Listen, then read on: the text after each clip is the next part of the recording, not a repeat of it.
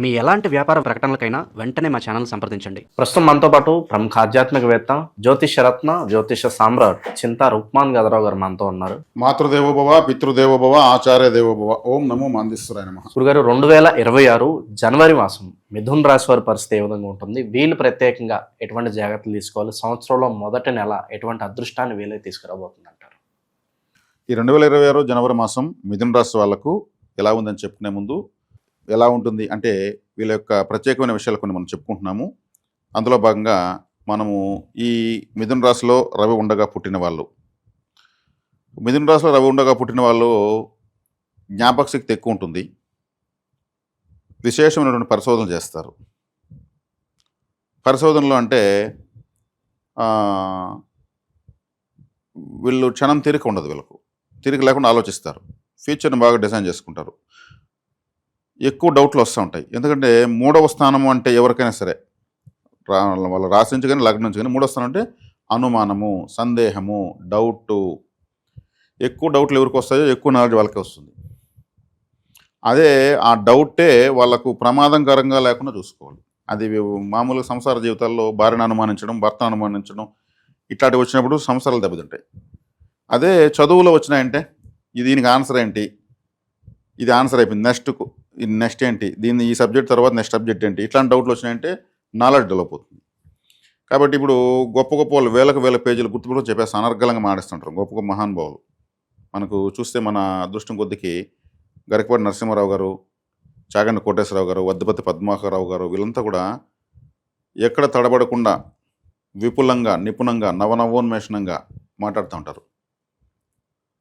వాళ్ళకంతా కూడా అద్భుతమైనటువంటి జ్ఞాపక శక్తి, అటువంటి సామర్థ్యాన్ని ఇచ్చేటువంటిది మిథున రాశిలో రవిగ్రహం ఉంటాయి. అంటే వీళ్ళు నిత్య పరిశోధకులు అని చెప్పచ్చు. జీవితంలో ఇంకా 20 సంవత్సరాల తర్వాత మనం ఏం కావాలని ఇప్పుడు ఆలోచించినటువంటిది, ఇప్పుడు జాగ్రత్త పడిపోతే ఆ రోజు మనం ఎక్కడ ఎత్తుకునేది అనేటువంటి స్థాయిని రవిస్తాడు. అది చాలా మంచి విషయము. ఆ తర్వాత తీసుకుంటే వీళ్ళకి ఈ మాసం ఎలా ఉంది? జనవరి మాసం సప్తమ స్థానంలో 7 గ్రహాలు ఉన్నాయి. రాశాధిపతి, తృతీయాధిపతి, పంచమాధిపతి, అదేవిధంగా షష్టాధిపతి, 4 గ్రహాలు ఉన్నాయి. ఇది బాగానే ఉంది. ఇక రాశాధిపతి బుధుడు, పంచమాధిపతి శుక్రుడు, వీళ్ళిద్దరు బాగున్నారు. ఇంకా తృతీయ షష్టాధిపతులు వాళ్ళిద్దరు మైనస్, వీళ్ళిద్దరు ప్లస్. కానీ ఎట్టున్నా కానీ రాశాధిపతి పంచమాధిపతి ఉన్నారు కాబట్టి వాళ్ళు కొంచెం డామినేషన్ తగ్గుతుంది. ఈ జనవరి 12వ తారీఖు నుంచి 17వ తారీఖు లోపు వీళ్ళందరూ మకరంలోకి వస్తారు. మకరం అష్టమ స్థానం. అష్టమం అనేది ఏమంటే ఆకస్మిక స్థానము. అష్టమ స్థానాన్ని hospital, ICU, operation theatre, ambulance, మన ఇంట్లో బాత్రూమ్, సడన్గా జరిగే ఏ దుస్సంఘటన అయినా, లాటరీ కూడా తెలియజేస్తుంది, అది కూడా సడన్గానే వస్తుంది. ఆకస్మిక లాభాలు, ఆకస్మిక నష్టాలు 2 ఉన్నాయి వీళ్ళకు. శుక్రుడు బుధుడు అక్కడే ఉన్నారు, రవి కుజులు అక్కడే ఉన్నారు. తృతీయ షష్టాధిపతి, రాశ్యాధిపతి, పంచమాధిపతి. కాబట్టి మంచి చెడు కలిసి ఉందన్నమాట. అటని మనము కీడించి మేలుంచు అన్నారు పెద్దలు. ఇక్కడ ఎట్టున్నా కానీ కుజుడు అష్టమ స్థానంలో ఉచ్చస్థితి పొందుతున్నాడు. కుజుడికి అంటే మకరం ఉచ్చస్థితి, రవికి కాలపురుష తత్వరీత్యా దిగ్బలము. అంటే మేషరాశి నుంచి ఇది 10వ స్థానం అవుతుంది. కాబట్టి ఒక విధంగా కష్టంతో కూడుకున్నటువంటి ఫలితం ఉంటుంది. జన్మలో గురువు ఉన్నాడు. గురువు కంఫర్ట్ కాదు జన్మస్థానంలో. ఈ రాశికి బాధకాధిపతి రాశిలో ఉన్నాడు, అది మంచిది కాదు. ఏమున్న క్యారెక్టర్ ఉంటుంది గురువు ఉంటే, అంతే. మిగతా లాభాలు ఏముండవు, మొహమాటం ఉంటుంది. 10వ స్థానంలో శని ఉన్నాడు, అష్టమాధిపతి 10వ స్థానంలో ఉన్నాడు. కాబట్టి అది అంత మంచిదేం కాదు. ఇక్కడ 9లో రాహు ఉన్నాడు. తండ్రికి మంచిది కాదు కానీ వీళ్ళకి మంచిది, తండ్రి లేని వాళ్ళకి మంచిది. ఒకవేళ తండ్రి ఉన్న వాళ్ళు దూరంగా ఉంటే మంచిది.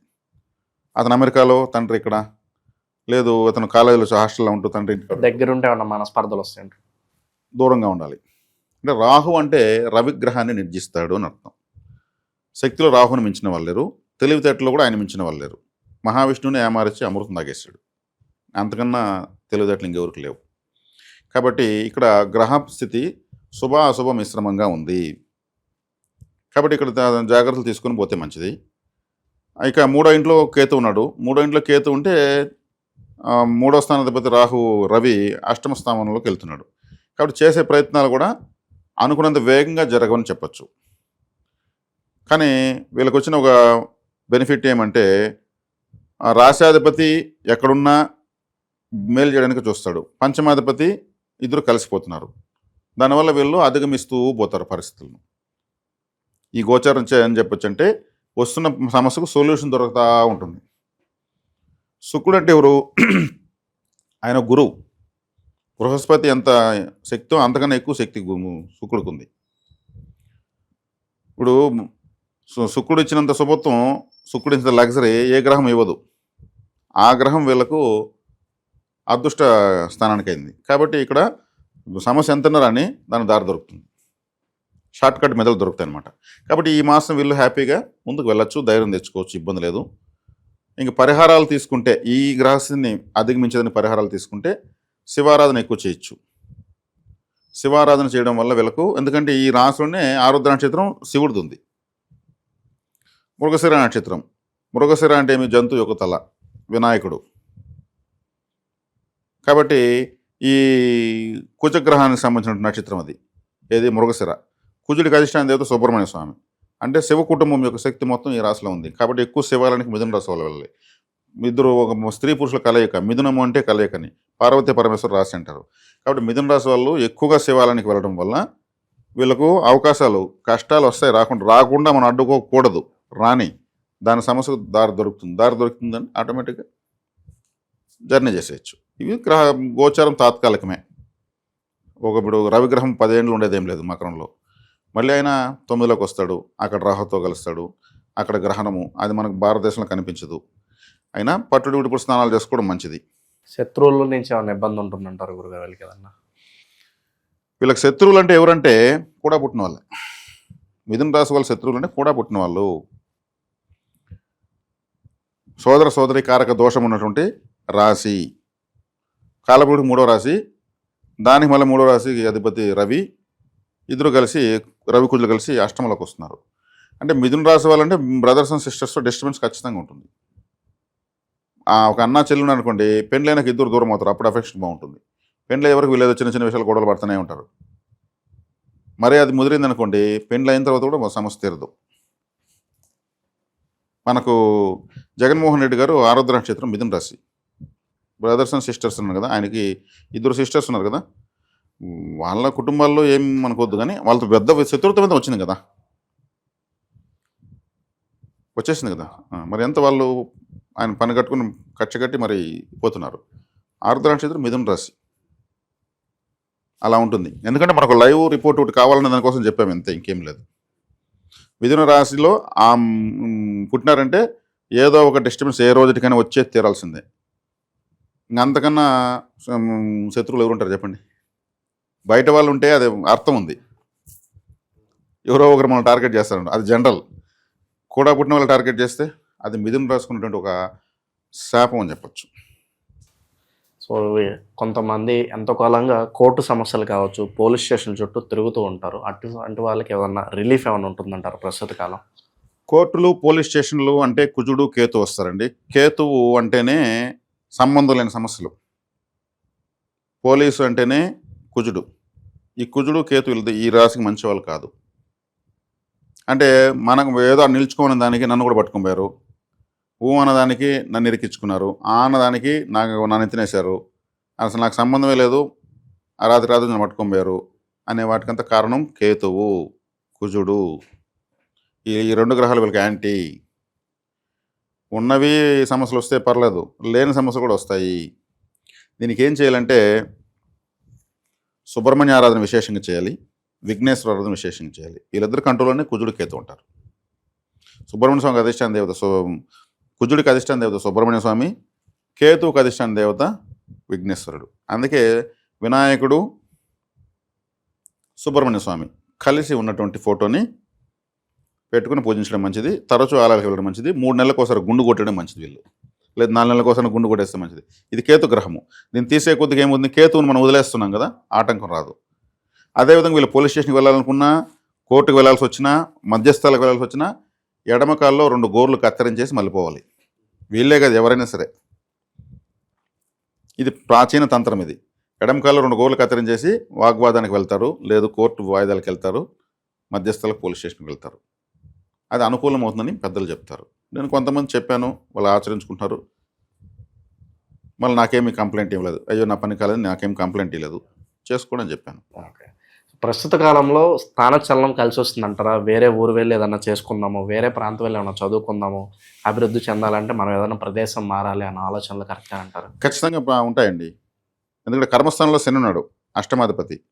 శని ఉన్నప్పుడు వృత్తిరీత్యా వేరే ప్రాంతానికి మారాల్సి వస్తుంది. ఆయన ఉండే దిశోభావ రాశిలో 7వ రాశి దిశోభావ రాశి. ముందుగా మిథున రాశి వాళ్ళకు నిలకడ ఉండదు, స్థిరత్వం ఉండదు.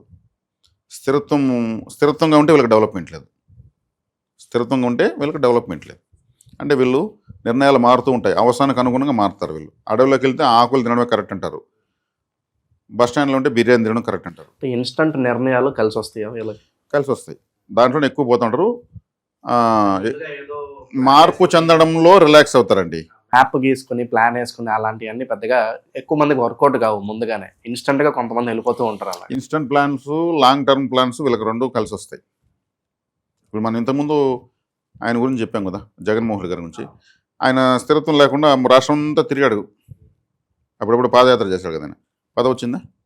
గమ్మున ఇంట్లో కూర్చోండి, స్థిరంగా వచ్చి ఉంటుంది, అంత ఇంకేం లేదు. సో శివారాధనతో పాటు ఇంకా ప్రత్యేక ఎవరికైనా సరే కులదేవత అనుగ్రహం చాలా అవసరం అండి. కులదేవత అనేది మొట్టమొదటి ముక్కోడి దేవతల్లో కులదేవత మొదటి సీరియల్ నెంబర్ 1 ఆధార్ కార్డు లాంటి దేవత. ఈ కులదేవత తెలియకుండా చాలామంది ఉన్నారు. వాళ్ళ కోసం మన తంత్ర జ్యోతిషాలయం తరపున సంగాలి కర్ర అనేటువంటి కర్రను మనము ఇంట్రడ్యూస్ చేస్తున్నాము. ఈ సంగాలి కర్ర తీసుకోవచ్చు, కులదేవతగా భావించి పూజించుకోవచ్చు. పూజ రూమ్లో పెట్టి ఇప్పుడు చాలామంది తీసుకుంటున్నారు, తీసి పెడుతున్నారు.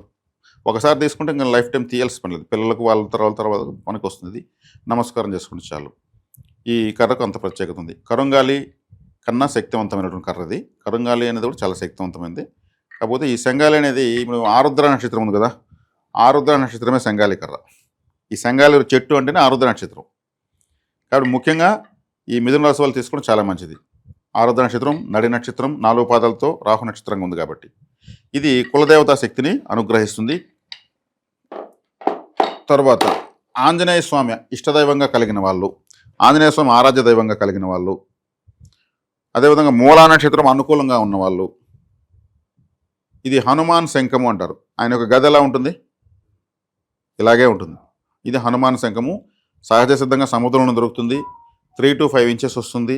ఇది ప్రత్యేకంగా మొట్టమొదటిసారి మనమే పరిచయం చేస్తున్నాము. కాబట్టి హనుమదారాధన చేసుకున్న వాళ్ళు, హనుమత్ పీఠాల్లో ఉన్న వాళ్ళు, హనుమత్ సంబంధించిన మాలలు వేస్తూ ఉపాసనలు చేస్తూ దీక్షలు తీసుకుంటున్న వాళ్ళు ఈ హనుమాన్ శంఖాన్ని కూడా పెట్టుకోవచ్చు. వాహనాల్లో హనుమంతుని ఇలా పెట్టేసి కట్టేస్తున్నారు. ఆయన ఏదో కిడ్నాప్ చేసి దారాలతో కట్టేసుకుని పోతూ ఉంటాడు. ఆయన నన్ను వదలండ్రా బాబు, మీకు దండం పెడతానంటూ ఊగుతుంటూ ఉంటాడు. అలా చేయకూడదు. విగ్రహాన్ని అలా ఇట్లా బ్రేక్ వేసి ఇలా అట్లా ఇదిగా ఉంటుంది.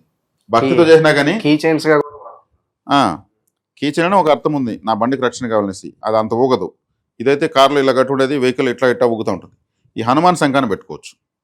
హనుమంతుడు అనుకూలంగా ఉన్న వాళ్ళని చెప్తున్నాను నేను, అంటే మూలా నక్షత్రం అనుకూలంగా ఉన్న వాళ్ళని అర్థం.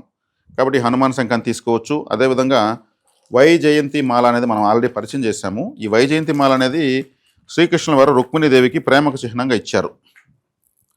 ఎవరైనా ప్రేమికులు మొట్టమొదటిసారిగా దీన్ని జయంతి అంటేనే విజయము అని అర్థం. జయంతి వేడుకలు అంటే విజయోత్సవ వేడుకలు జయంతి వేడుకలు అంటారు. వైజయంతి మాల అంటే విజయానికి చిహ్నంగా ఉండేదన్నమాట. ఇది వైజయంతి పూసలు. ఈ హోల్ కూడా ప్రకృతే పెడుతుంది, ఎవరు దీని చేతితో పెట్టరు. మొట్టమొదటి శ్రీకృష్ణుల వారు దీన్ని ఇచ్చారు. ఆయన పైన ఒకసారి అర్జునుడి పైన వేసిన బాణము శ్రీకృష్ణుల వారు అడ్డంగా నిలబడితే ఆయన మెడలో వైజయంతి మాలగా పడిందని మహాభారతంలో ఉంది. ఒక అస్త్రాన్ని అర్జును కాపాడడం కోసం ఆయన అడ్డంగా నిలుచుకున్నాడు.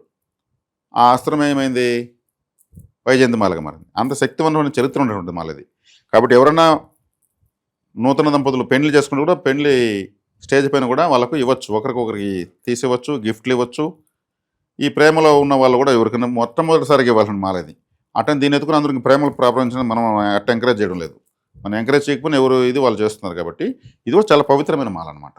అంటే చాలా ప్రేమ అంటేనే హృదయంలో వచ్చేది, హృదయపూర్వకమైనటువంటి పవిత్రతను ఇచ్చేటువంటి మాల. దీన్ని కూడా మనము పరిచయం చేస్తున్నాం, తీసుకోవచ్చు. చాలా తక్కువ రేటు. ఇది గుర్రం నాడ అండి, కరంగాలి వుడ్తో చేసిన గుర్రం నాడ. ఈ కరంగాలి వుడ్తో చేసిన గుర్రం నాడ కూడా మనమే మొట్టమొదటిసారిగా మనం పరిచయం చేస్తున్నాము. ఎందుకంటే గుర్రమే తొక్కి అరిగినటువంటి నాడలు మనకు సప్లయర్స్ లేరు. ఈ గుర్రం నాడలు కూడా గుర్రం పైన తిరుగుతున్న దేవతలు, ఆ దేవతల ముందు పెట్టి పూజ చేసి తీసుకొచ్చినాడు. కరుంగాలి అంటే చుట్టూ ఒక 6 మీటర్స్ వరకు నెగిటివ్ ఎనర్జీ ఉండదనే విధంగా చెప్తూ ఉంటారు. అటువంటి ఈ గుర్రం నాడాను కావాల్సిన వాళ్ళు తీసి వాళ్ళ నిర్జీవత్వం పోగొడుతుంది. జాతకంలో నిర్జీవ నక్షత్రం ఒకటి ఉంటుంది. ఆ నిర్జీవ నక్షత్రం కనుక్కొని ఆ నక్షత్రం రోజు ఇలా బిగిస్తే ఏ షేప్లో వాళ్ళ నిర్జీవత్వం పోతుంది. ఇది మనము